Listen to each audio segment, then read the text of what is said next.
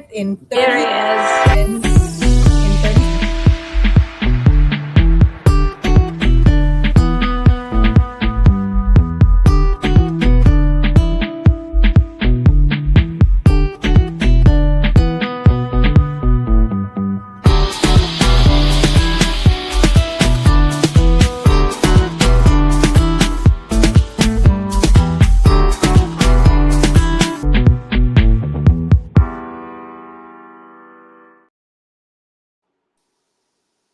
And here we are on the Being Healthy live stream.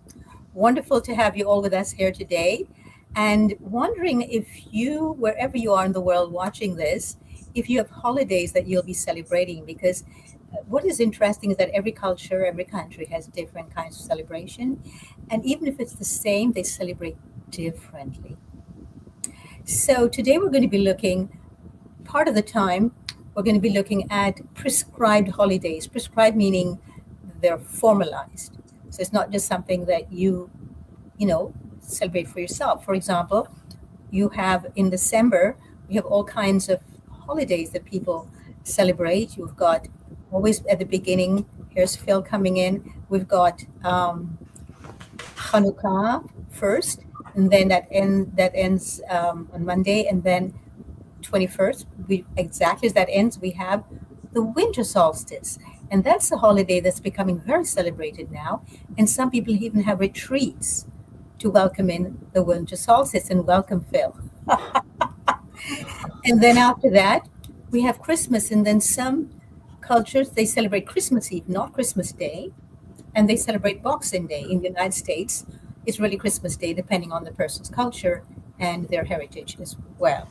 And then some people celebrate none of those. And then some people, like the Russian Orthodox and the Greek Orthodox, they celebrate much later in the Persian New Year afterwards in December, in January, February, all of that. So it's like 3 months of different holidays back to back. So for this reason, I thought it would be really important and interesting to find out from you all, have you ever celebrated another holiday of another culture? And what I'm talking to my co-hosts and to the audience, and what did you learn from it? What did you take away from it? And also, do you subscribe to the notion of mandatory holidays? That's what I call. Uh, what? Let's start with Lisa, who's right now at her family's home on the island. Yay! I am a big fan of Christmas. It's my favorite.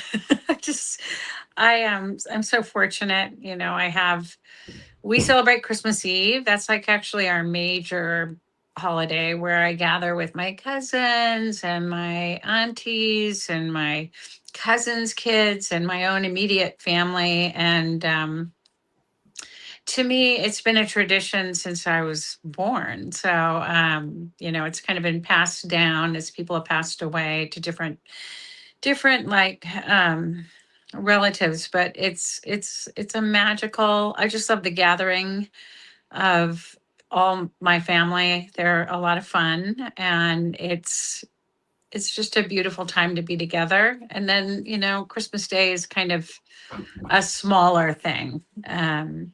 But I just love the whole lights, the connection, the time to be grateful, it just gives me such joy to experience Christmas. It's really not about the gifts. It's more about just being together, sharing time together, laughter, and just the continuity of that experience. Yeah, I think it's so important. I think it's really important that we take time off and just gather together with the people you want to be with, and even those who might not wish to be there, and just spend time together without having to rush, do something, do another thing. Just be really laid back, and not have to think about tomorrow. I have to do this, to do that. I have to go here, go there. I think it's so important. And Lisa, do you have snow there on the island in the northwest of the United States? We it's not a consistent thing. When it happens, it's always like such a gift. And over the years, we've had more of it than than we used to. I mean, it used to be extremely rare to have snow on Christmas. Um, but this year, the Northwest has had a lot of rain. So there's actually been quite a bit of flooding. But it's not quite cold enough for snow. And I think, given all the flooding that's happened in the area, I think that's probably for the best for these people because they've been through a lot.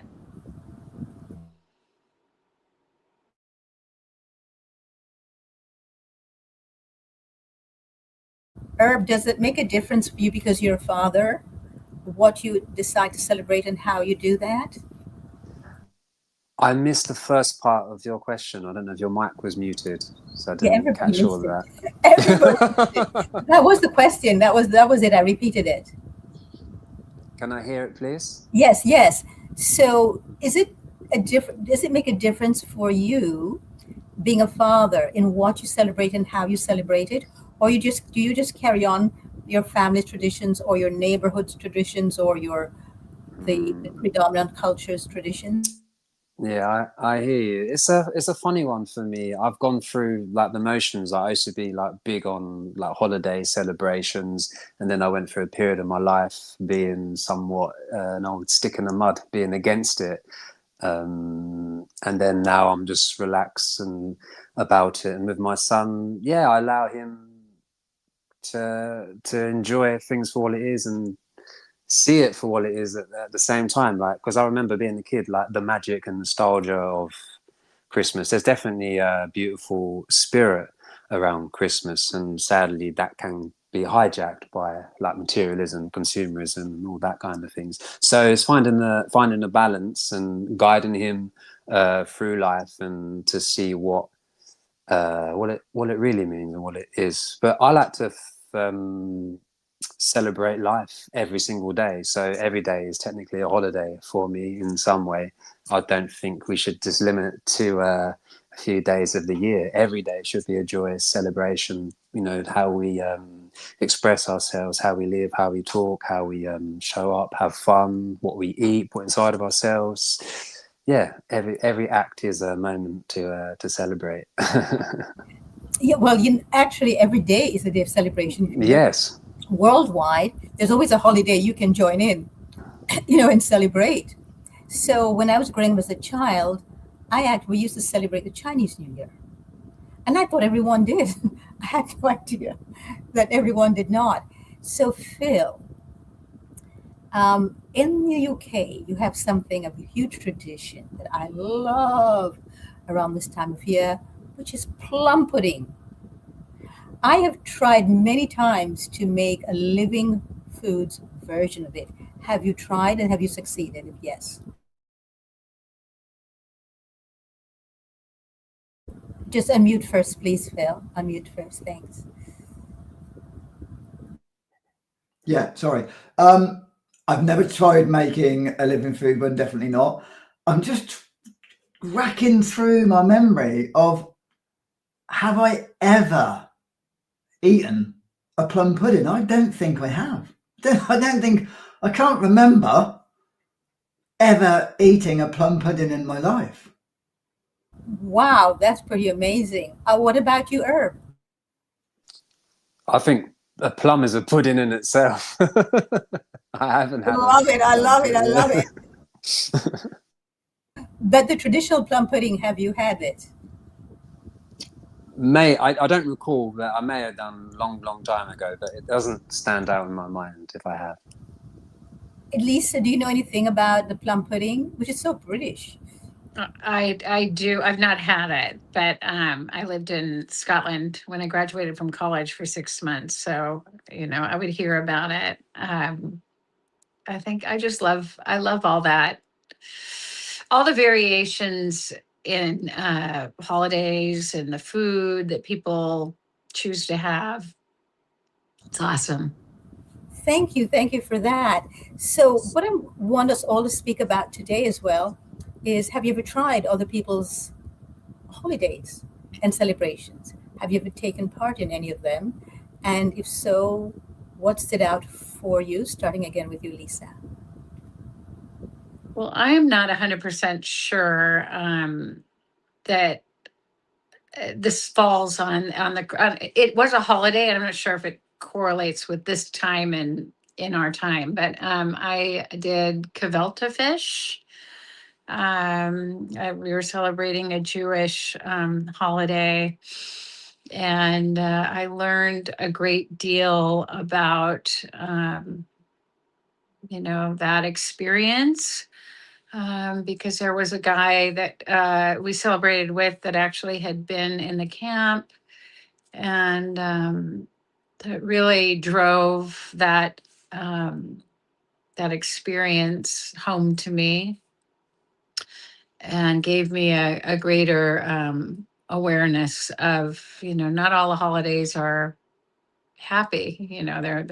There's so that was something that I've experienced. I have experienced Chinese holidays with a friend of mine that's Chinese, and of course, I love all things Chinese food, traditional food. So yeah, I love the experience of learning. I think you learn so much about a culture when you participate in their special days, whether they're days of mourning or whether they're days of joy. I think it's so important to have that experience if you can.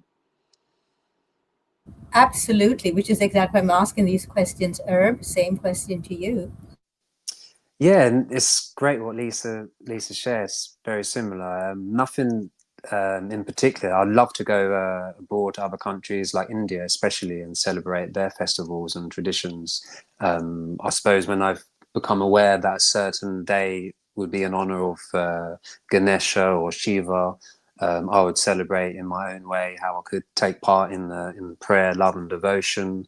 Even like during times like Ramadan, when Ramadan comes around, I always feel to be involved through fasting. Even some certain pagan celebrations like Sivan, Boltan.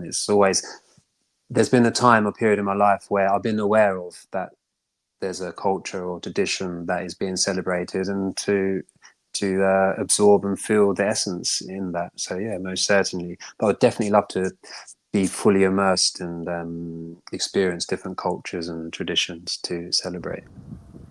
Thank you for that. Yes, India. It brings me back to the fact that I felt that if one would go and travel the full breadth and length of India, one can find a festival to celebrate every single day. And not just that too, but the richness of the celebrations. It's absolutely astounding. But have you ever been to the one that I like the most in in India, which blew me away, is a traditional Indian wedding? I haven't been to a traditional Indian wedding.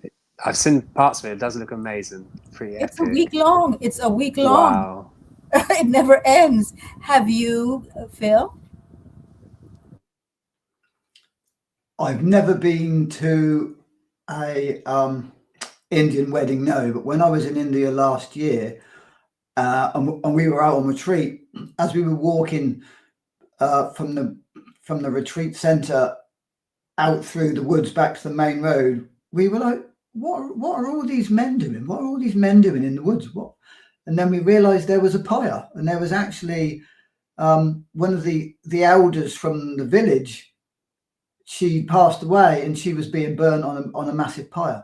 So that was a very interesting experience to come across that and pass through that ceremony, because it's so different to what we have here. That's interesting what you just said. Thank you for that. Yes. And has anybody here been to Mexico celebrating the Day of the Dead? Probably you, Lisa. It's funny that you mentioned that, because I was in Honduras for that celebration. But it's interesting because they don't do it the way Mexico does. They go to the graves, and they don't do the painting of the faces and all that stuff. They honor the dead by going to the graves, much like our Memorial Day. So I found that interesting that there was a difference in terms of how that is celebrated when I was in Honduras. Yeah, thanks for that. And which brings me to the point now that we as people and as people who have been fortunate enough to have experienced other cultures and the holidays of other cultures, we need to be mindful that when we are in certain places of what it is that we are doing when we insist that we just presume that people are doing exactly what we're doing. And one of the questions that I found to be very shocking to me when I first came to the United States was, so what are you going to do for tonight? Or what are you going to do tomorrow? Or what did you get? And what about if somebody's in mourning? What if somebody's grieving, has just lost somebody or a job or going through a divorce and they just found that out? What if that person wants to be by themselves? It's like it's almost like you're forced to be gay, and in the original sense of the word, and to the forced gaiety and forced I don't want to say frivolity because most people are not frivolous with Christmas, but some people are with certain holidays, and it's the lack of compassion that everybody must do the same thing, eat the same thing. What, you don't eat turkey? What do you mean you don't eat turkey? That's not possible. And not accepting that everybody has their own view of what it means to actually accommodate that holiday into their lives. And why it is that some people, when they accommodate that holiday into their lives, they would like it to be slightly different, and they don't want to be constantly bombarded and asked what they're doing or what did they do. Lisa, have you ever had this experience? Yes, actually, I have really learned to be mindful of the fact that it isn't always joyous for people. I think that I've learned to be more sensitive about, I am super excited about Christmas. I've always been joyful about it and had my version of Christmas. And I didn't realize until I had a friend that it can be a very difficult and painful time for people and requires sensitivity because, as you said, not everybody is living their best life. Not everybody has good memories about Christmas. There are people that have lost family members or don't have any family or limited amounts of friends. And so I've learned to be more conscious of my own, just the way I communicate about the holidays, not assuming that it's going to be experienced in the same way as I experience it. And over the years, the holidays have become harder. I've lost family members. Some family members are not doing well physically. So, they're beautiful to me, but they are more bittersweet. So yeah, I've had to learn to really modify how I communicate about the holidays with people. It's good to be aware of that. Thank you for that. And also, I found out not too long ago that in some households, the idea of Christmas and New Year is one of the most dangerous periods because of domestic violence. That's when it escalates. And for children also who are abused, that's one of the worst times for them. So when we presume that everyone is having the same absolutely festive occasions and welcoming also and joy-filled experiences that we are having, we do not allow the other person to have their experiences and validate what they're going through. Plus, there are a lot of accidents around this time of year, and that's when some people have lost the people they love the most. There are some people who are actually don't know how they're going to pay the rent on the 1st of January. And that's where they are right now. Or if they're going to be losing, they can't, meet their mortgage or their rent. So we need to take in consideration, just because we might be having a joyful, blissful time, that is not true for everyone and not expect it to be that way. To allow people to have their experiences and let them feel okay with whatever they're having. Because I think, especially for children, it's what I have witnessed, it's a time of tremendous stress because they're expected to behave a certain way, feel a certain way, do a certain thing. And if the child doesn't want to do that, it's almost telling the child, well, something is wrong with you. What do you think of that, Herb? And if you had any of that experience at all? Yeah, it's funny. Say Christmas has always been a sensitive time of year for me. Like I've always picked up from a young age those that are left out, forgotten about, like we're talking about now, who may be going through a hard time, difficult time. And I always sensed that. I was very fortunate and blessed to have nice Christmases by my parents. I always had a present, always was involved in food. But I just remember it sometimes being a difficult year because I'd feel overwhelmed sometimes with my father to want to pour his love into me through gifts, and I'd have too much and I'd be considerate of like others without these gifts. So that's another thing to consider for children, not to overwhelm them with too many things. I always like to encourage, like with my boy as well, growing up, like, well, what can we give to others that are missing out? Because it's very sad to see like one child getting attention or getting the present and another child being neglected or forgotten about, and that it's so like soul destroying. It's crushing really to see and imagine being in someone's shoes like that. So yeah, I always like to encourage to have that appreciation and thankfulness and gratitude for what we have and what a beautiful thing it is to share and to give to others and consider others. And yeah, and I see that passing through his life from these moments. You can see it, how he's more compassionate and kind generally. Oh, that's incredible for a child. Phil, same thing for you? Yep. Yeah, I mean, for me, Christmas was always quite a special time. But like Herb, I went through that period of time where I just found it all a bit disgraceful and just so much consumerism, so much waste, so much greed. So I really pulled back from Christmas for quite a few years. And now the last few years, I've started to re-enter.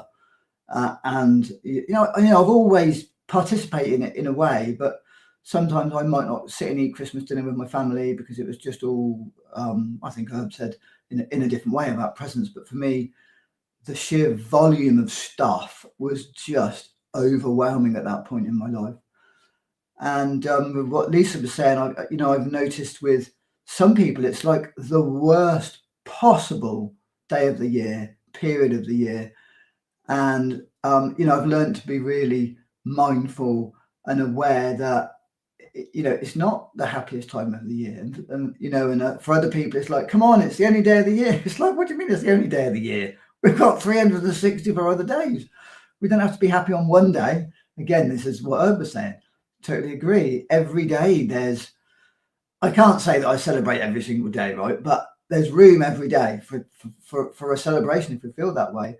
And the fact that people feel that they can only do it one day of the year, that for me is hard and quite sad. It can be a lot of pressure. Yeah, a lot of pressure for in lots of ways for lots of people. I hear parents going, I can't afford gifts for my child. I have to get a tree and I have to put some presents under that tree. Instead of saying, I'm so glad that it's a holiday, so now I don't have to work today and I can spend more time with my child and give more of myself. So I think we're the ones, we people, who make it either something that's thrilling to look forward to or something just like, what was that all about? And like Lisa was saying, for her, it's the coming together of the whole family and being with everyone. That is something that is just precious.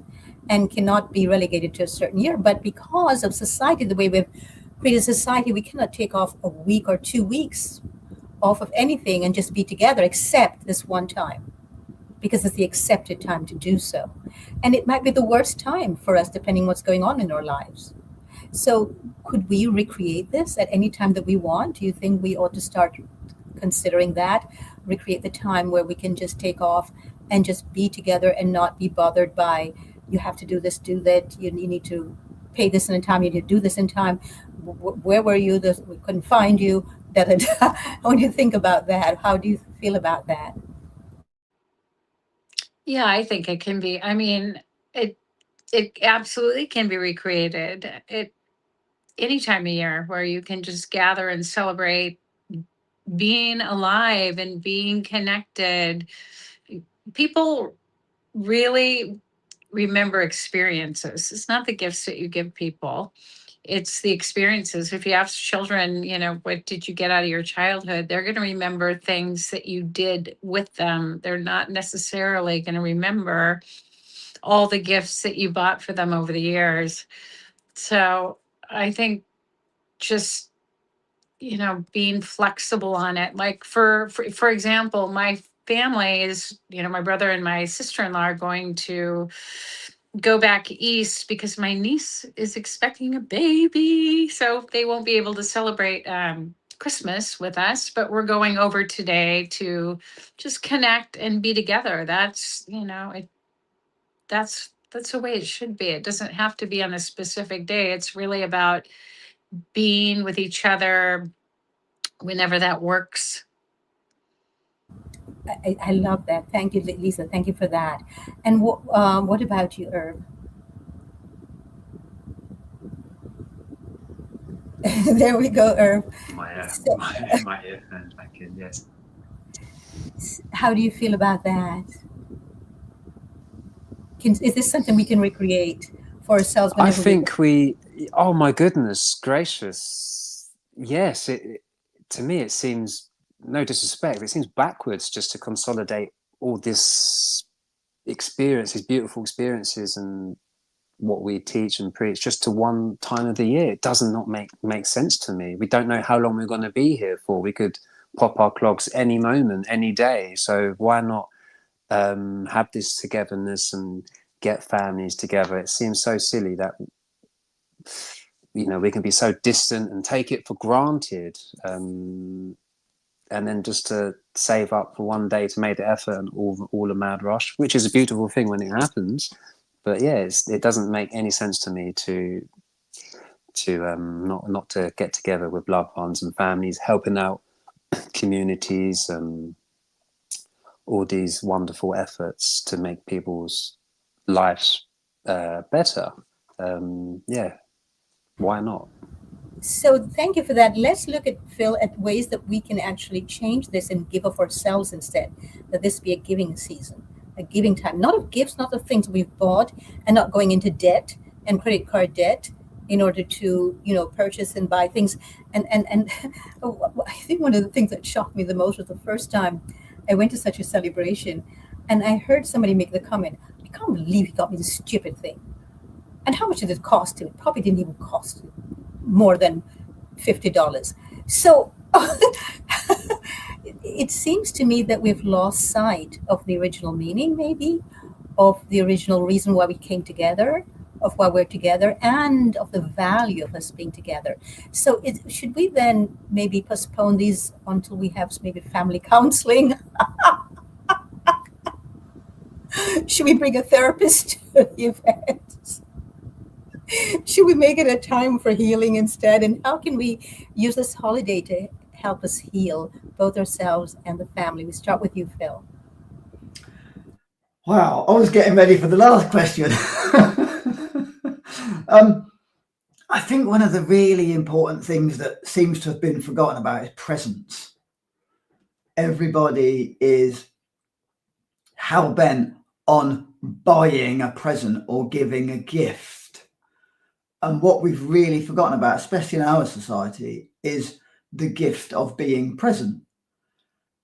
And that's a gift that we can give every single day to ourselves and everybody around us, right, is to be present, the gift of our presence.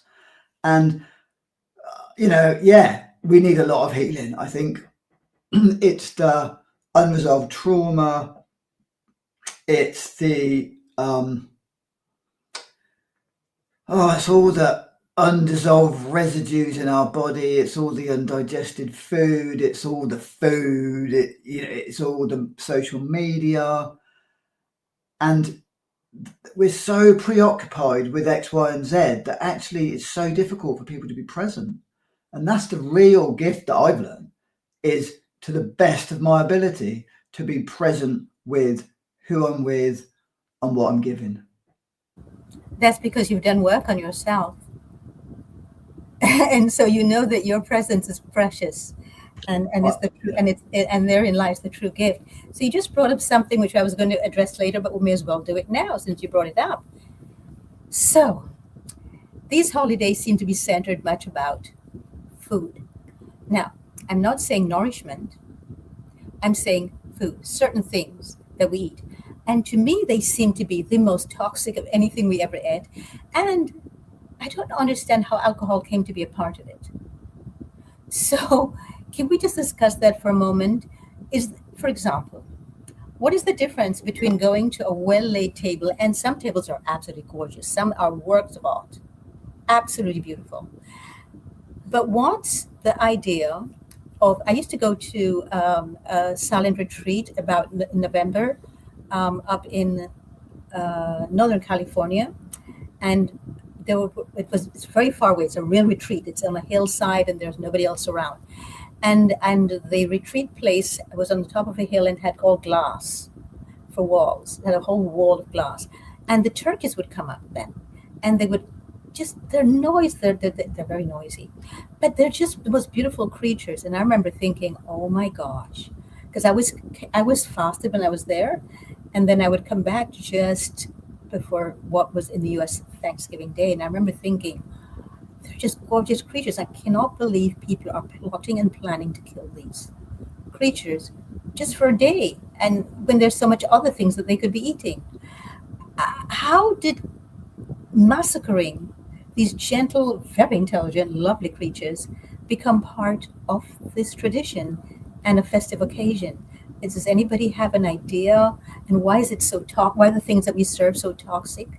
For example, how would it feel if I came to a Christmas celebration and brought this? And this would be what I would be eating, a bowl of this. This is the Kiwana horned melon.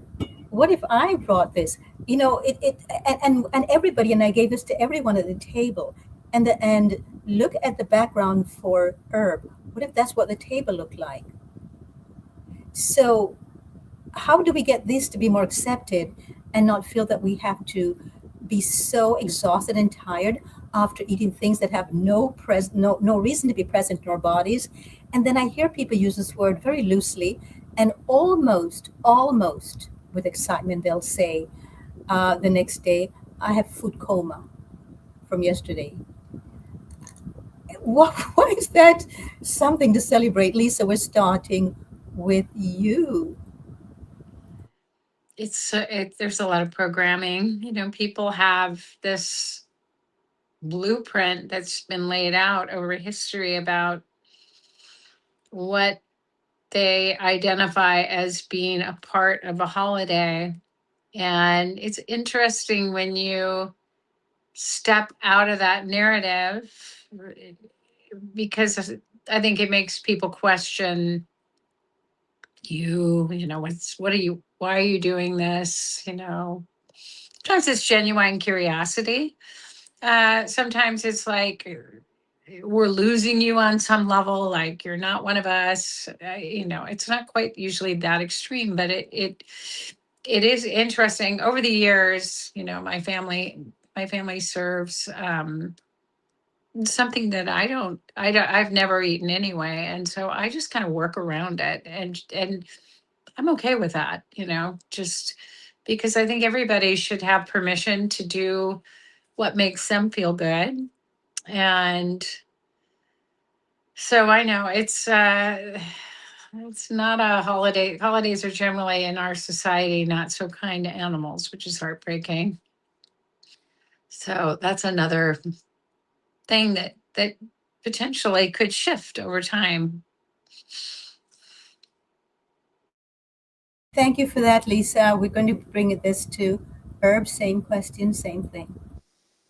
Exactly what Lisa mentioned about the programming and what Phil mentioned, not being present and not present with ourselves, to have the awareness to know what we're truly doing to ourselves and what we're contributing to others and to the environment and to the world in itself. I feel, yeah, if we're educated or shown a way, like one of us, we rocked up to a Christmas do and bought our own food or something, and people ask us questions, why are you eating that? And then there's an opportunity to share. But it runs deeper than that. People like to, I'm guilty of it in the past myself, like to numb ourselves. There's that one time where we can get away with what we want before we go on this rigorous starvation program, unburden ourselves in the new year, all these New Year's resolutions. I just feel that just needs more of us to show and speak up on the ways. I remember having Christmas dinners when I first went vegan. I just ate Brussels sprouts, potatoes, and peas, and people were like, "What are you doing that for?" And then you kind of get, some people will mock you for it, but you just sit in your space and accept where people are at, not to get frustrated in wanting to make immediate change, and allow people to develop and deprogram and unlearn at their own pace, sadly. So, can we actually be okay with celebrating holidays that have nothing to do with food? Yeah, absolutely. Food doesn't need to be involved. Fasting is a wonderful thing. Yes, exactly. And that's why next week we are going to be the very unboxing day video right after Christmas, or live stream, or set will be about fasting. So it's the Perfect. solution that I'm giving to everyone who is going to be having that food coma. Phil, same thing with you, please. What does food have to be part of this? And can we still celebrate and do what Lisa was saying, is coming together as a family and just spending time with each other, and have it nothing to do with food, and that food just be the side event and not the main event? Absolutely. I mean, now, because I've been on this raw food journey and cleaning my body out for 25 years, and now, I look at especially in the UK, every event is food. It's like, can't we just come together and be together? Can't we just come together and fast? Can't we just come together and enjoy herbal teas or juice? Does it have to be around these mountains of food? And the new word seems to be coma. People are like, they're chuffed that, oh, well, I'm going to be in a food coma after this. It's like, why are we celebrating a food coma? What on earth is that about?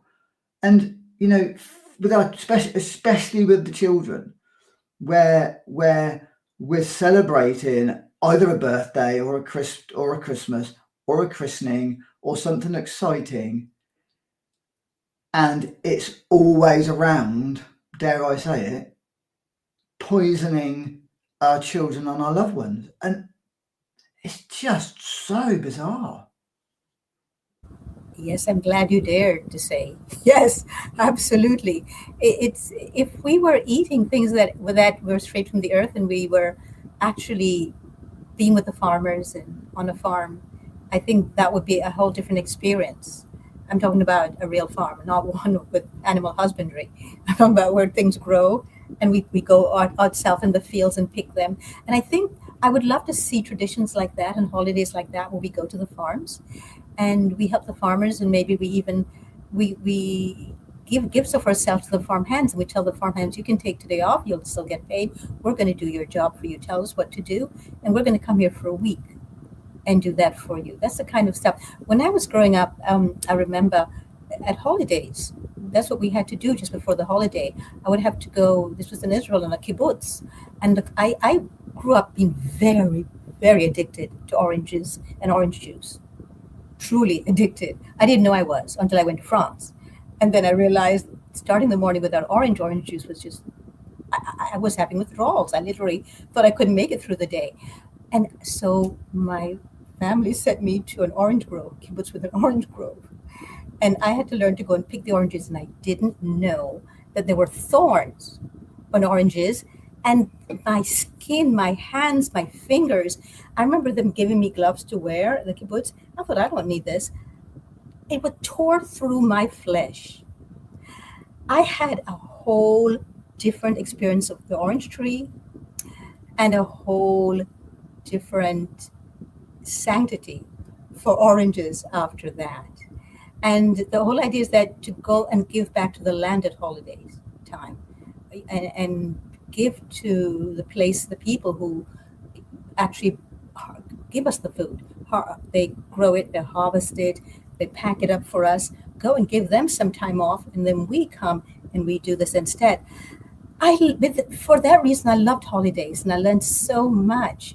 And I think if we could go to farms and the season right now in certain places, it's covered with snow, like Norway or Iceland.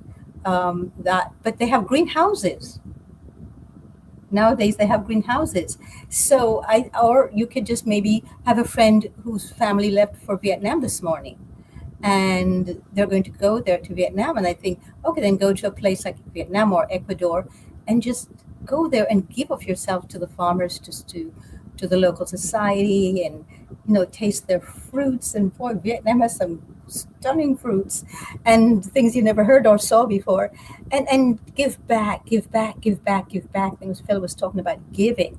So in the spirit of giving, what can we give of ourselves this holiday season that we've never done before? For example, if you know of a mother, a single mother with children, or a single father with children, or a grandparent who's raising the children of his grandchildren or her grandchildren, how about telling them, I'm going to give you a day or two at the spa, and I will take care of the children for you? Or the opposite, say, I'm going to take the children, so you have a day to yourself at home, and you just have time for yourself. Or how about saying, to your favorite farmer, how about if I gave you a series of massages? Give it, but I'll give you a certificate to get massages, and things like that, where we give back to the people who work so much on our behalf all year long, rather than the people who gossip behind our backs, who really wonder when they give you a gift, how come this person is giving me a gift? And why? And why do they feel obligation to give me a gift? And then why do I now feel obligated to give one back? And this is something which I really would love to see changed. I would love to see the giving be of ourselves, as Phil said before. Lisa, any suggestions?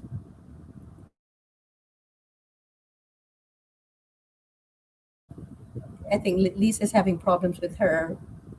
Sorry, here I am. It wasn't allowing me to unmute. I love the idea of giving your time. I think that for people that don't have that luxury of having time for themselves, I think that's such a wondrous and beautiful thing to give. I have a family member who, as a family, decided who they were going to give money to without that person knowing. So they did a whole thing where they had an envelope of cash, and then they had somebody deliver it to this person, which I love. That in itself is something that is so extraordinary, and it's unexpected. I love the unexpected because I live for surprises, the ones that pleasant ones, of course. And I am learning to accept unpleasant ones too, because that's part of living on earth. So Herb, how would you like to add something to this? What kind of gift given would you like to see? It's a very beautiful idea and suggestions that you made, you know, giving someone, offering your time, your energy, your presence, like you mentioned, to a family, to a father or mother, allow them space. That's what most of us need. We need the opportunity to at least have a breather, relax, and what will emanate from that will be truly beautiful, wonderful. It's going to proliferate that good energy to themselves and to their loved ones. It'd be beautiful to hold someone's hand and hold their arm, walk them through the woods and be able to absorb and feel nature. Because so many of us so distracted, and when we are tired and we do get that opportunity to have a rest, people just want to like lay down, and I don't blame them. They want to recharge. So that'd be the first thing that comes to my mind, was to provide for someone, get them outside, guide them, get their body moving, and nourish them on beautiful fruit. That would be the first thing I would suggest. I like that idea of taking them out into the woods, in the Mm, forest, holding their hands, taking them on, a walk in the forest. Oh, I think that's just one of the most exquisite ways is to spend time with somebody in the forest, especially if they're not used to it. If they're used to a town, like you grew up in London, can you imagine if somebody had taken you away for a weekend and just taken you to the woods for the weekend in the forest, and alongside some babbling brook? It feels it for you too. Yes, yeah. I mean, I love the way that you think. I mean, some of the suggestions you've got there are just incredible. One of the things that I used to love doing when I was a lad was going down to our local farm. I used to spend all of my summer holidays on the farm, helping the farmer do the bale cart and the corn cart, and get everything in ready for the winter. So that was, and for me, I didn't feel like I was gifting him. It felt like he was gifting me because he gave me the opportunity to go and help him.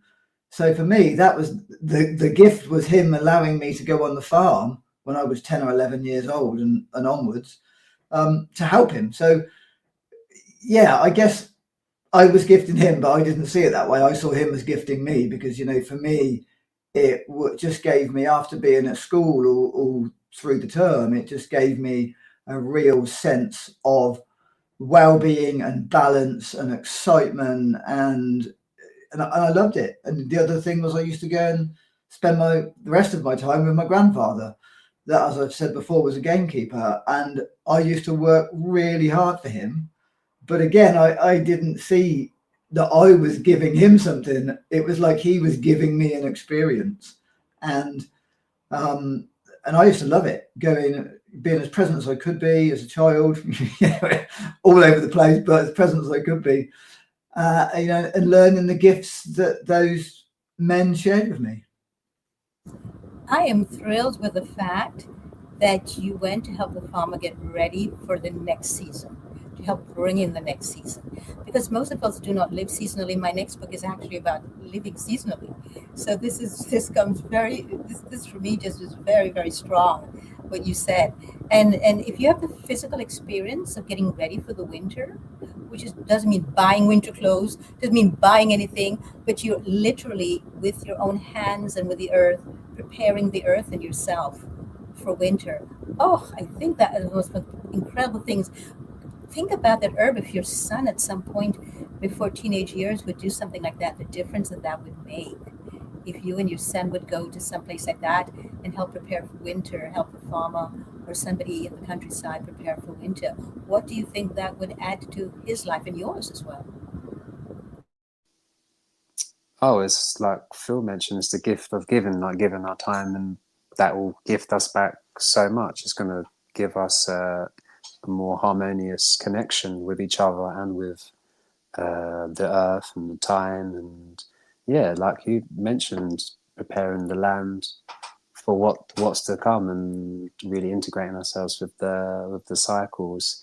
It's all love, isn't it? Really, it's all an outlet for love and another expression to feel and experience and share the love. And when we do this, we help prepare the land. We're preparing ourselves Mm. also for Mm. the next season. And when we prepare ourselves for the next season, we're living, you use the word harmoniously. We're living harmoniously with nature. We're living harmoniously with the cycles of the earth. We're living, really living, because we're participating in it and not looking at it from the outside in. And so the dread of winter is lost. You no longer Mm. dread winter. You start to welcome it. You realize that every season, if you partake in it, in the welcoming of it, and preparation for it on a physical level, meaning in the land, then you begin. That's why I really like farmers, because they have a whole different acceptance of the seasons and a whole Mm. different reverence for the seasons that most of us do not have. I was fortunate that I was, had the opportunity to work the land and to be on the land and realize just how important it was. Then when I went to Los Angeles, I joined a Japanese wellness center. One of the first things that we did as members, that we learned how to work the land, and we learned about soil. There was a film called Living Soil, and we looked into soil. We began to realize that food didn't just come from the soil. They had a microscope and they looked at all these tiny creatures that you couldn't see with your bare eyes, who actually are there making our food for us, cultivating and putting everything together. And I didn't realize there was a whole world underneath our feet where the food grows. I had a huge reverence then for farmers, even more than I thought I had already. And I just love the way the Japanese looked at it. It's a film called, if you ever find it, Living Soil. Living Soil. The soil is alive. There's so much going on, and it changes seasonally.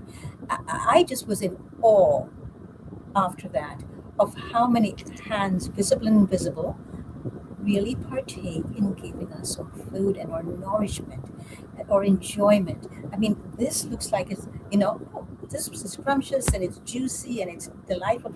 But do you know how many beings I am now, the energy of how many beings I am taking inside of me when I do this?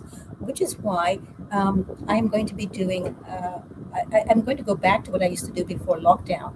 My life really changed since then. I used to do workshops on the sacred art of eating, teaching people how to eat, showing them films of what goes on in the soil, etc. And I'm going to start doing that again with Bella Payne, who took over for Lisa when she was away. And Bella is a pianist and voice coach, and we're going to put evening together once a month, where people come and begin to connect their voices through singing with digestion. Because most people don't realize that the vagus nerve, the largest nerve of the body, actually is in charge of digestion. But it's also connected to when we sing. And that when you sing after you eat, it aids the digestive process. So we're going to have people come and experience this for themselves.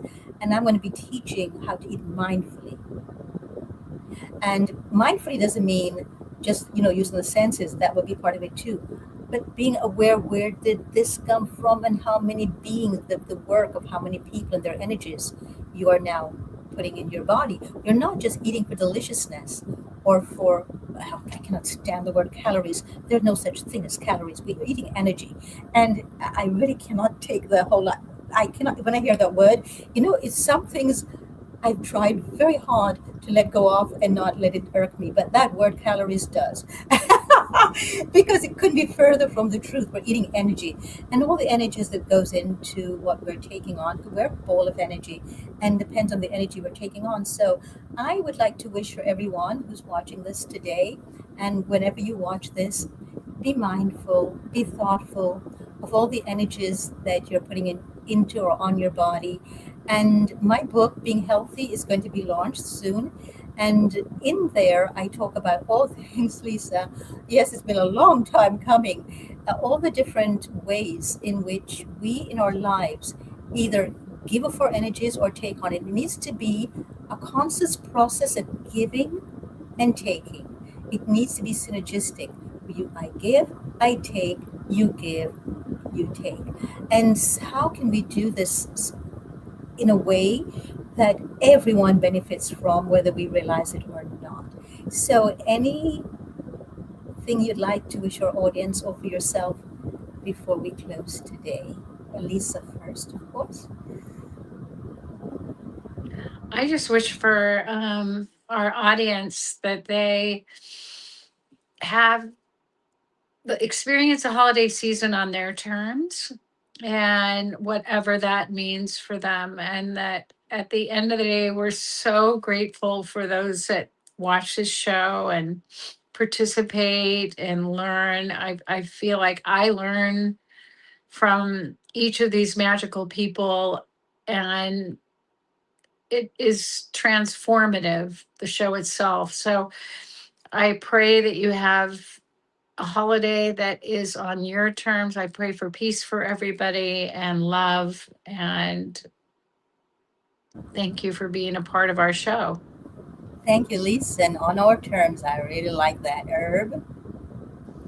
Yeah, I wish everyone the best and everyone is able to relax and absorb the love and peace that surrounds us and that comes within ourselves, and yeah, to be open and clear and to go into the new year with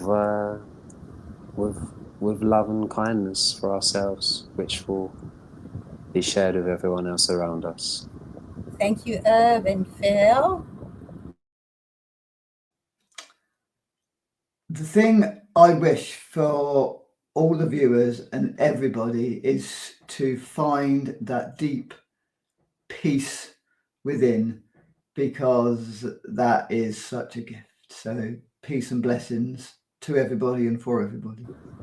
And that's something no one can take away from you. And so before we leave, I'd like to leave our audience with this. So we give of ourselves when we give gifts of the heart, love, kindness, joy, understanding, sympathy, tolerance, forgiveness. And I would like to add, when we share whatever we have, if we only have this one melon that we shared with maybe two others, that we share everything that we are and have gained in this life with others, it's in the sharing that our life has full meaning. So please share this video, share our live streams every Friday at this time. We are going to be here next week. We're going to be seeing, we won't be here, but we'll be showing you a recording that we did before on fasting. And then the week after, we have a very special guest with Rosalind Graham, who will be here with us. So make sure you join us. That's the 2nd of January. Let's start the year really being healthy. Thanks, everyone, and thanks so much to also, he's not here today, but I want to thank Pete and Hannah as well, and also Sabina, who's in Germany at the moment. Thanks, everyone. We really are glad and happy that you were able to join us today. And please join us every Friday, same time, same place. Bye, everyone.